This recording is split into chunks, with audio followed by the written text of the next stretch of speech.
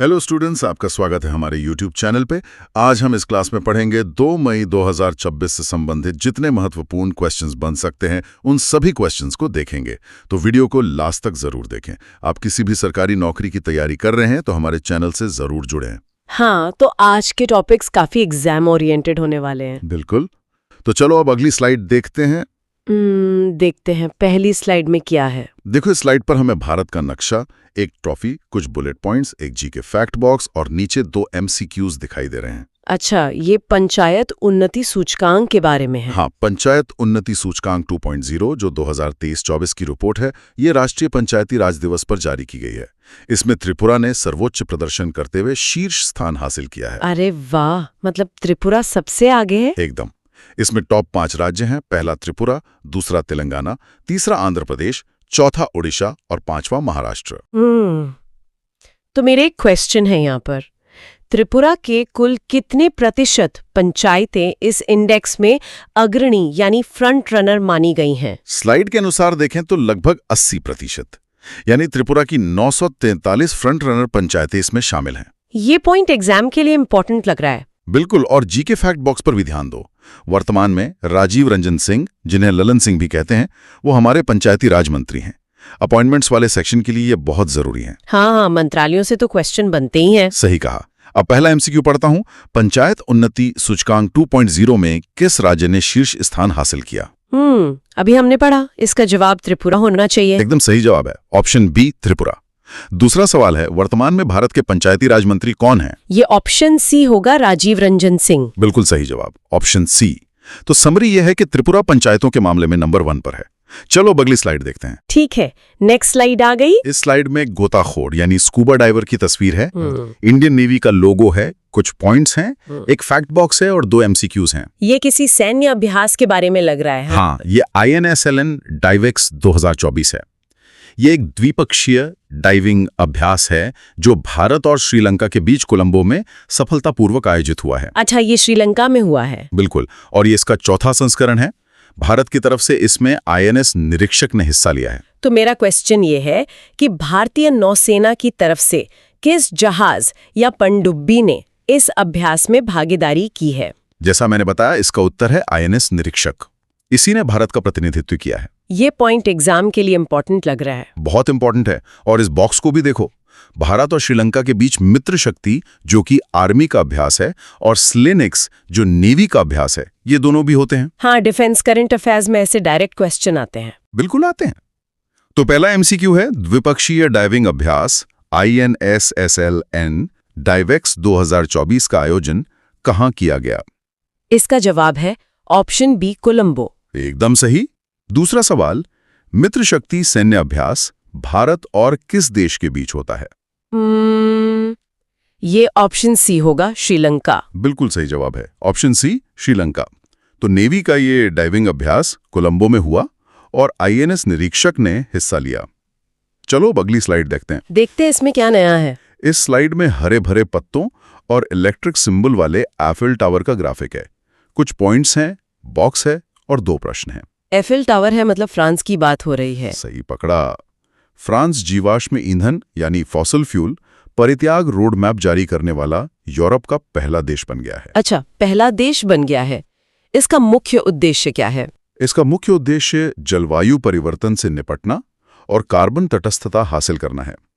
लक्ष्य यह है कि 2050 तक जीवाश्म ईंधन का उपयोग पूरी तरह समाप्त कर दिया जाए। 2050 तक सब कुछ समाप्त? हाँ, इसकी एक समय सीमा है।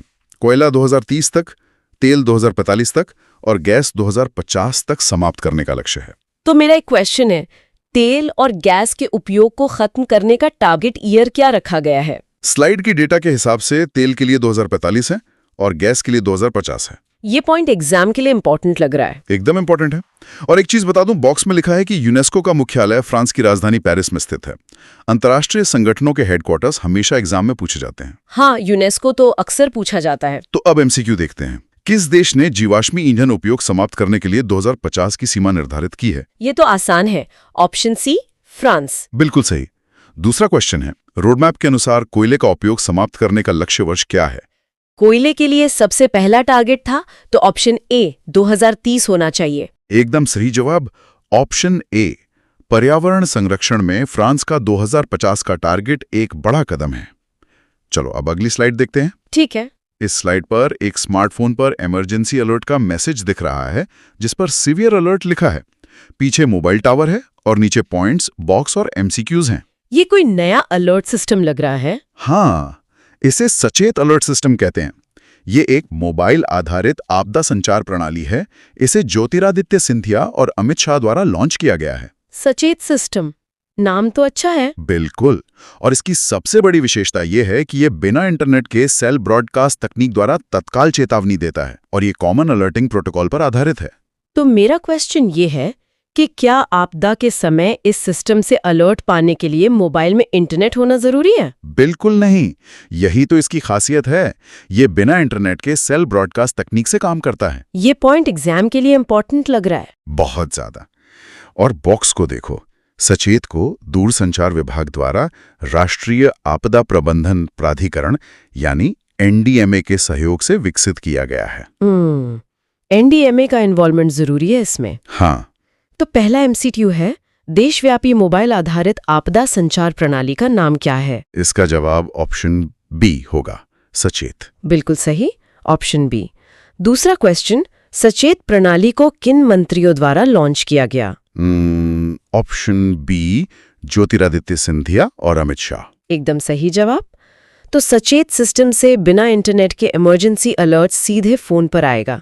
चलो अब अगली स्लाइड देखते हैं। जी, नेक्स्ट स्लाइड। यहाँ हमें पानी पर उतरता हुआ एक सफेद सी प्लेन दिख रहा है। पीछे समंदर और द्वीप हैं। पॉइंट्स, जीके फैक्ट, बॉक्स और एमसीक्यूज हैं। सी प्लेन मतलब जो पानी पर चलता है? हाँ, सी प्लेन एक ऐसा विमान होता है जो पानी पर उड़ान भरता है और उतरता है। स्काई हॉप एविएशन भारत की पहली कमर्शियल सी प्लेन एयरलाइन बन गई है। अच्छा, भारत की पहली? ये कहाँ शुरू हुई है? इसकी शुरुआत लक्षद्वीप से हुई है और ये लक्षद्वीप के 5 द्वीपों को मुख्य भूमि से जोड़ेगी। तो मेरा क्वेश्चन ये नई सी प्लेन सेवा लक्षद्वीप के कितने द्वीपों को मुख्य भूमि से जोड़ेगी? इसका स्पष्ट उत्तर है 5 द्वीपों को। ये पॉइंट एग्जाम के लिए इंपॉर्टेंट लग रहा है। बिल्कुल। और जीके फैक्ट बॉक्स पर आओ। नागरिक उड्डयन महानिदेशालय यानी डीजीसीए ने स्काई हॉप एविएशन को एयर ऑपरेटर सर्टिफिकेट प्रदान कर दिया है। हाँ, इकोनॉमी और एविएशन सेक्टर के लिए ये अहम फैक्ट है। सही कहा। अब पहला एमसीक्यू, भारत की पहली कमर्शियल सीप्लेन एयरलाइन सेवा कहां से शुरू की जाएगी? इसका आंसर है ऑप्शन सी, लक्षद्वीप। एकदम सही। दूसरा सवाल, पहली कमर्शियल सीप्लेन एयरलाइन सेवा किस कंपनी द्वारा शुरू की जाएगी? ये ऑप्शन बी है, स्काई हॉप एविएशन। बिल्कुल सही जवाब। लक्षद्वीप में पर्यटन को बढ़ावा देने के लिए स्काई हॉप की यह सेवा बहुत अहम है। चलो अब अगली स्लाइड देखते हैं। ठीक है, स्पेस से जुड़ा कुछ लग रहा है यहाँ। हाँ, स्लाइड पर एक स्पेस सूट पहने हुए अंतरिक्ष यात्री और एक स्पेस कैप्सूल का ग्राफिक है। कुछ पॉइंट्स, एक फैक्ट बॉक्स और 2 एमसीक्यूज मौजूद हैं। गगनयान मिशन का अपडेट है ये तो। बिल्कुल। गगनयान मिशन के दूसरे बैच के बारे में है। नया फैसला यह है कि अंतरिक्ष यात्री कैडर में पहली बार आम नागरिकों यानी सिविलियंस को शामिल किया जाएगा। अरे वाह, आम नागरिक भी जा सकेंगे? हाँ, कुल 10 सदस्य होंगे जिसमें 6 सैन्य पायलट होंगे और 4 आम नागरिक होंगे। इसके लिए योग्यता स्टेम यानी विज्ञान, तकनीक, इंजीनियरिंग या गणित का विशेषज्ञ होना चाहिए और संभावित लॉन्च वर्ष 2027 है। तो मेरा क्वेश्चन है, आम नागरिकों को इस अंतरिक्ष मिशन में शामिल होने के लिए किस विषय का विशेषज्ञ होना जरूरी है? उन्हें स्टेम का विशेषज्ञ होना चाहिए यानी विज्ञान, तकनीक, इंजीनियरिंग या गणित में विशेषज्ञता होनी चाहिए। ये पॉइंट एग्जाम के लिए इंपॉर्टेंट लग रहा है। बहुत ही इंपॉर्टेंट। और जीके फैक्ट बॉक्स में देखो, गगनयान मिशन के लिए LVM-3M4 रॉकेट का उपयोग किया जा रहा है। स्पेस और टेक्नोलॉजी में रॉकेट का नाम हमेशा आता है। हाँ, रॉकेट्स पर तो अक्सर सवाल बनते हैं। तो पहला एमसीक्यू देखते हैं, गगनयान मिशन के दूसरे बैच में कितने आम नागरिकों को शामिल करने की योजना है? अभी देखा हमने ऑप्शन बी, 4 नागरिक। सही जवाब। दूसरा सवाल, गगनयान मिशन के लिए किस रॉकेट का प्रयोग किया जा रहा है? ये ऑप्शन बी है, LVM-3M4। एकदम सही। तो 2027 के मिशन में 4 आम नागरिक अंतरिक्ष में जाएंगे और LVM-3M4 का इस्तेमाल होगा। चलो अब अगली स्लाइड देखते हैं। जी, देखते हैं। इस स्लाइड में मेडिकल शील्ड और स्टेथोस्कोप की 3D इमेज है। 5 बुलेट पॉइंट्स हैं, बॉक्स है और नीचे 2 एमसीक्यूज हैं। ये 10वां राष्ट्रीय जन स्वास्थ्य शिखर सम्मेलन है शायद। सही पढ़ा। यह सम्मेलन 2026 में चंडीगढ़ में आयोजित किया गया। इसका उद्घाटन केंद्रीय स्वास्थ्य मंत्री जेपी नड्डा द्वारा किया गया। अच्छा, इसका मेन पर्पस क्या था? इसका मुख्य उद्देश्य सार्वजनिक स्वास्थ्य प्रणालियों में बेहतरीन पद्धतियों को साझा और लागू करना है। और हाँ, इसमें हरियाणा के मुख्यमंत्री नायब सिंह सैनी भी शामिल हुए थे। तो मेरा क्वेश्चन है कि चंडीगढ़ में हुए इस सम्मेलन में उद्घाटन के अलावा किस राज्य के मुख्यमंत्री मौजूद थे? इसका उत्तर है हरियाणा के मुख्यमंत्री नायब सिंह सैनी वहां मौजूद थे। ये पॉइंट एग्जाम के लिए इम्पोर्टेंट लग रहा है। बिल्कुल है। और बॉक्स में बेसिक फैक्ट है कि चंडीगढ़ भारत का एक केंद्र शासित प्रदेश है जो हरियाणा और पंजाब दोनों राज्यों की संयुक्त राजधानी है। हाँ, पॉलिटी और ज्योग्राफी के लिए ये बेसिक लेकिन जरूरी फैक्ट है। सही कहा। अब पहला एमसीक्यू, 10वें राष्ट्रीय जन स्वास्थ्य शिखर सम्मेलन का उद्घाटन कहाँ किया गया? इसका जवाब ऑप्शन सी होगा, चंडीगढ़। एकदम सही। दूसरा सवाल, इस शिखर सम्मेलन का उद्घाटन किसने किया? स्वास्थ्य मंत्री ने किया था, तो ऑप्शन सी, जेपी नड्डा। बिल्कुल सही। तो स्वास्थ्य सेवाओं को बेहतर बनाने के लिए यह सम्मेलन चंडीगढ़ में हुआ। चलो अब अगली स्लाइड देखते हैं। ठीक है। अगली स्लाइड पर आ गए। यहाँ एक कंस्ट्रक्शन वर्कर फोन चला रहा है जिस पर जॉब अपॉर्चुनिटीज लिखा है। पॉइंट्स हैं, जीके फैक्ट बॉक्स और एमसीक्यूज हैं। ये ई श्रम साथी मोबाइल ऐप के बारे में है ना? हाँ, ई श्रम साथी मोबाइल एप्लीकेशन छत्तीसगढ़ राज्य द्वारा जारी किया गया है। इसे वहां के सीएम विष्णु देव साय ने लॉन्च किया। अच्छा, इस ऐप से क्या फायदा होगा? इसका उद्देश्य श्रमिकों के अधिकारों की सुरक्षा और सशक्तिकरण है। मजदूरों को घर बैठे नौकरियों की जानकारी और सरकारी योजनाओं का लाभ मिलेगा। उन्हें कहीं भटकने की आवश्यकता समाप्त हो जाएगी। तो मेरा क्वेश्चन है कि इस ऐप का मुख्य फायदा क्या है जिससे श्रमिकों को मदद मिलेगी? सबसे बड़ा फायदा यही है कि मजदूरों को काम के लिए दर दर भटकना नहीं पड़ेगा। उन्हें घर बैठे फोन पर नौकरी और योजनाओं की जानकारी मिल जाएगी। ये पॉइंट एग्जाम के लिए इम्पोर्टेंट लग रहा है। बिल्कुल। और जीके फैक्ट बॉक्स बहुत अहम है। पूर्व योजना मनरेगा का नया नाम अब वीबीजी रैम यानी विकसित भारत ग्रामीण रोजगार और आजीविका मिशन हो गया है, जिसमें 125 दिन का रोजगार मिलेगा। अरे, मनरेगा का नाम बदल गया? ये तो सरकारी योजनाओं के लिए मोस्ट इम्पोर्टेंट है। एकदम सही। तो पहला एमसीक्यू, श्रमिकों के सशक्तिकरण के लिए ई श्रम साथी मोबाइल ऐप किस राज्य ने लॉन्च किया है? इसका आंसर ऑप्शन बी है, छत्तीसगढ़। सही जवाब। दूसरा सवाल, वीबीजी रैम योजना के तहत अब कितने दिनों के काम की गारंटी दी जाती है? पहले 100 दिन थे, अब ऑप्शन बी 125 दिन हो गए हैं। बिल्कुल सही। छत्तीसगढ़ का ऐप और मनरेगा का नया नाम दोनों एग्जाम के लिए अहम है। चलो अब अगली स्लाइड देखते हैं। जी, नेक्स्ट स्लाइड देखते हैं। इस स्लाइड पर एक पुलिस शील्ड और एक डिजिटल दिमाग यानी एआई ब्रेन का चित्र है। बुलेट पॉइंट्स हैं, बॉक्स और एमसीक्यूज हैं। एआई पावर्ड पुलिस हेल्पलाइन लग रही है। हाँ, ये नम्मा 112 है जो एक आपातकालीन हेल्पलाइन है। इसे बैंगलोर पुलिस ने शुरू किया है और ये भारत की पहली पुलिस इकाई है जिसने ऐसा किया है। अच्छा, बैंगलोर पुलिस पहली बन गई है। इसमें खास क्या है? इसमें एआई संचालित बहुभाषी सुविधा की शुरुआत की गई है। ये बंगाली, फ्रेंच, स्पेनिश, अरबी सहित 10 से अधिक भाषाओं का समर्थन करती है ताकि आपातकालीन कॉल के दौरान भाषा संबंधी बाधाएं दूर हों। तो मेरा क्वेश्चन है कि क्या ये हेल्पलाइन सिर्फ भारतीय भाषाओं तक सीमित है? स्लाइड से एकदम स्पष्ट है कि नहीं। इसमें फ्रेंच, स्पेनिश और अरबी जैसी विदेशी भाषाओं सहित 10 से अधिक भाषाएं शामिल हैं। ये पॉइंट एग्जाम के लिए इंपॉर्टेंट लग रहा है। बिल्कुल है। और बॉक्स में देखो, हाल ही में ओडिशा पुलिस को राष्ट्रपति द्रौपदी मुर्मू द्वारा प्रेसिडेंट्स पुलिस कलर अवार्ड से सम्मानित किया गया था। हाँ, अवार्ड्स वाले सेक्शन में ये सीधा पूछा जा सकता है। सही कहा। एमसीक्यू देखते हैं।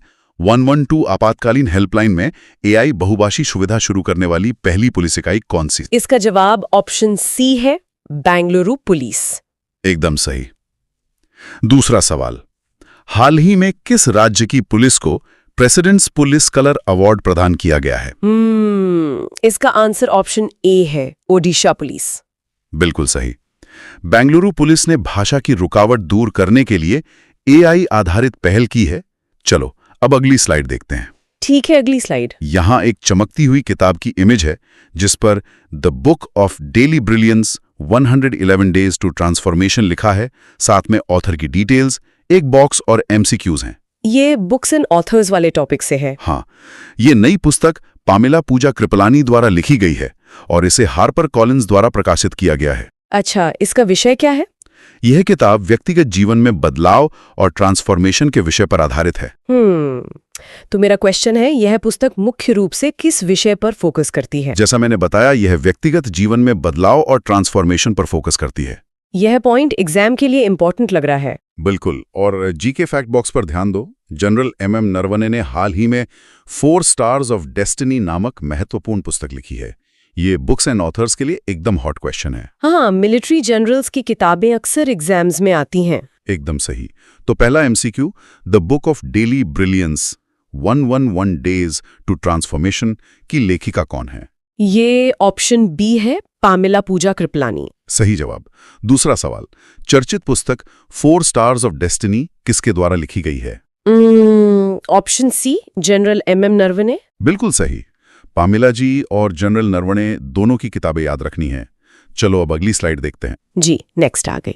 इस स्लाइड पर एक डिजिटल साइबर सिक्योरिटी लॉक का चित्र है, bullet points, highlighted theme box और 2 प्रश्न हैं। साइबर सिक्योरिटी से जुड़ा कोई सम्मेलन है ये? हाँ, ये संवाद 2026 है, जो एक राष्ट्रीय साइबर सुरक्षा सम्मेलन है। इसका आयोजन 27 से 29 अप्रैल 2026 तक गोवा में किया गया। अच्छा, गोवा में हुआ है। किसने आयोजित किया इसे? इसे इलेक्ट्रॉनिक्स और आईटी मंत्रालय ने साटिन के माध्यम से आयोजित किया। इसका उद्घाटन गोवा के मुख्यमंत्री डॉक्टर प्रमोद सावंत द्वारा किया गया। तो मेरा क्वेश्चन है, इस राष्ट्रीय साइबर सुरक्षा सम्मेलन का उद्घाटन किसने किया? स्लाइड में दिया है, गोवा के मुख्यमंत्री डॉक्टर प्रमोद सावंत ने इसका उद्घाटन किया। ये पॉइंट एग्जाम के लिए इम्पोर्टेंट लग रहा है। बिल्कुल है। और बॉक्स में संवाद 2026 की थीम दी गई है, भविष्य के लिए तैयार ऑडिट के माध्यम से डिजिटल भारत को सुरक्षित करना। सम्मेलन की थीम एग्जाम्स का फेवरेट क्वेश्चन होती है। हाँ, थीम्स तो रटनी ही पड़ती हैं। बिल्कुल। तो पहला एमसीक्यू है, राष्ट्रीय साइबर सुरक्षा सम्मेलन संवाद 2026 का आयोजन कहाँ किया गया? ये तो गोवा में हुआ था, तो ऑप्शन बी। एकदम सही। दूसरा सवाल, भारत के वर्तमान इलेक्ट्रॉनिक्स और आईटी मंत्री कौन है? ये ऑप्शन ए है, अश्विनी वैष्णव। सही जवाब। साइबर सुरक्षा को लेकर गोवा में यह संवाद संपन्न हुआ।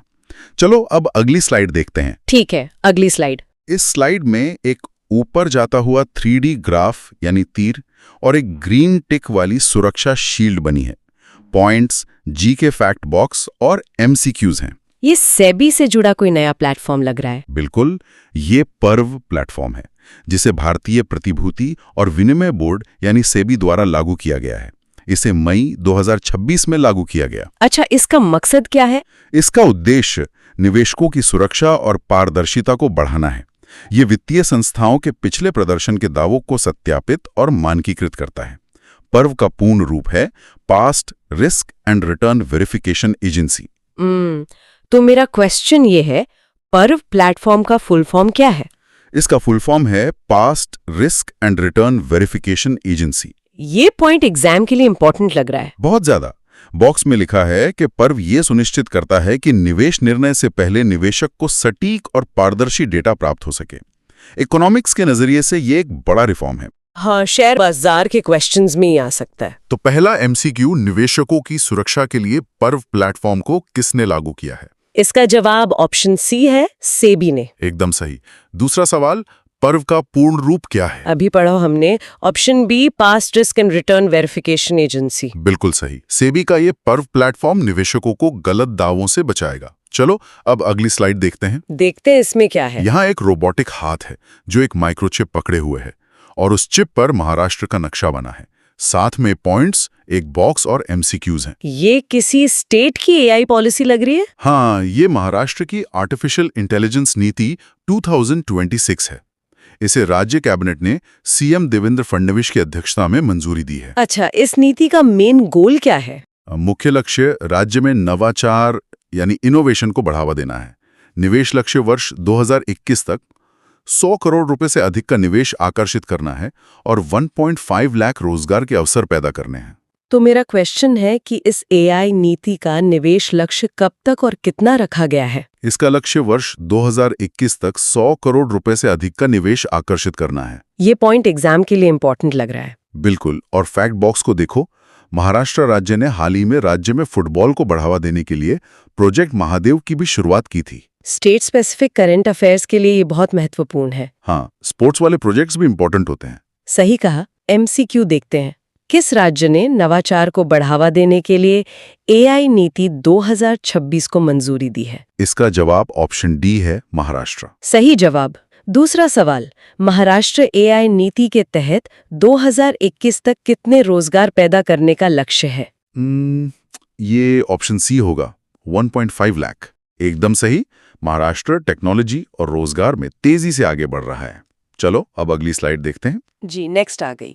यहाँ जमीन के अंदर कोयले में आग लगने और उससे गैस निकलने की प्रक्रिया को दर्शाता हुआ एक 3D क्रॉस सेक्शन डायग्राम है। पॉइंट्स हैं, बॉक्स हैं और MCQs हैं। ये कोई नई माइनिंग तकनीक है क्या? हाँ, ये भूमिगत कोयला गैसीकरण तकनीक है। ऐतिहासिक कदम के तहत भारत में पहली बार 4 कोयला खदानों के लिए इसका समझौता हुआ है। अच्छा, पहली बार हुआ है। किन कंपनियों को मिली हैं ये खदानें? ये 14वें दौर की नीलामी थी और आवंटित कंपनियां रिलायंस इंडस्ट्रीज और एक्सिस एनर्जी वेंचर्स हैं। खदानें आंध्र प्रदेश के रेचरला और चिंतलपुरी और ओडिशा के बेलपहाड़ और तंगाडी ही में हैं। तो मेरा क्वेश्चन है, यह तकनीक किन 2 राज्यों की खदानों में लागू की जा रही है? इसका उत्तर है आंध्र प्रदेश और ओडिशा की खदानों में। ये पॉइंट एग्जाम के लिए इंपॉर्टेंट लग रहा है। बहुत ज्यादा। और बॉक्स में देखो, जी किशन रेड्डी वर्तमान में भारत के कोयला और खान मंत्री हैं। हाँ, मंत्रालयों वाले क्वेश्चंस में आ सकता है। तो पहला MCQ, भारत में पहली बार कितनी कोयला खदानों के लिए भूमिगत गैसीकरण तकनीक हेतु समझौता हुआ है? इसका जवाब है ऑप्शन सी, 4 खदानों के लिए। एकदम सही। दूसरा सवाल, वर्तमान में भारत के कोयला और खान मंत्री कौन हैं? ये ऑप्शन बी है, जी किशन रेड्डी। बिल्कुल सही। पहली बार 4 खदानों में जमीन के अंदर कोयले से गैस बनेगी। चलो अब अगली स्लाइड देखते हैं। ठीक है, ये आज की लास्ट स्लाइड लग रही है। हाँ, इस स्लाइड में एक न्यूक्लियर कूलिंग टावर है जिस पर बांग्लादेश का झंडा बना है। पॉइंट्स हैं, जीके फैक्ट, बॉक्स और MCQs हैं। अच्छा, बांग्लादेश का पहला परमाणु ऊर्जा संयंत्र है ये। बिल्कुल, ये रूपपुर परमाणु ऊर्जा संयंत्र है। इसके शुरू होने से बांग्लादेश परमाणु ऊर्जा से बिजली पैदा करने वाला दुनिया का 33वां देश बन गया है। 33वां देश। ये कहाँ स्थित है? ये पबना जिले के रूपपुर में स्थित है। इसकी कुल क्षमता लगभग 2400 मेगावाट है और इसे रूस के सरकारी निगम रोसाटम की मदद से निर्मित किया गया है। तो मेरा क्वेश्चन है, इस रूपपुर परमाणु ऊर्जा संयंत्र की कुल बिजली उत्पादन क्षमता कितनी है? इसकी कुल क्षमता लगभग 2400 मेगावाट है। ये पॉइंट एग्जाम के लिए इंपॉर्टेंट लग रहा है। बहुत ही अहम है। और बॉक्स पर जोर दो, बांग्लादेश की राजधानी ढाका है, मुद्रा टका है और सबसे जरूरी अपडेट यह है कि नए प्रधानमंत्री तारिक रहमान बने हैं जिन्होंने शेख हसीना का स्थान लिया है। अरे, नई नियुक्ति हुई है। ये तो इंटरनेशनल अफेयर्स का लेटेस्ट सवाल बन सकता है। बिल्कुल बन सकता है। तो पहला MCQ, परमाणु ऊर्जा का उपयोग करके बिजली पैदा करने वाला दुनिया का 83वां देश कौन बन गया है? इसका आंसर ऑप्शन सी है, बांग्लादेश। सही जवाब। दूसरा सवाल, रूपपुर परमाणु ऊर्जा संयंत्र किस देश के सहयोग से बनाया गया है? अभी हमने देखा ऑप्शन डी, रूस की मदद से। एकदम सही। रूपपुर पावर प्लांट के साथ बांग्लादेश अब 33 देशों के न्यूक्लियर क्लब में शामिल हो गया है। आज के सारे टॉपिक्स बहुत इन्फॉर्मेटिव थे। हाँ, तो स्टूडेंट्स, आज की क्लास यहीं समाप्त होती है। हमने AI, भूमिगत कोयला गैसीकरण और न्यूक्लियर ऊर्जा जैसी शानदार तकनीकों के बारे में पढ़ा। तो आप लोग सोचकर कमेंट्स में बताइए कि 2030 तक इन सब तकनीकों के सही इस्तेमाल से भारत ग्लोबल स्तर पर किस मुकाम पर होगा। बिल्कुल सबको कमेंट करना चाहिए। इस क्लास का रिवीजन जरूर करें। वीडियो को लाइक, शेयर और चैनल को सब्सक्राइब करना ना भूलें। मिलते हैं अगली क्लास में।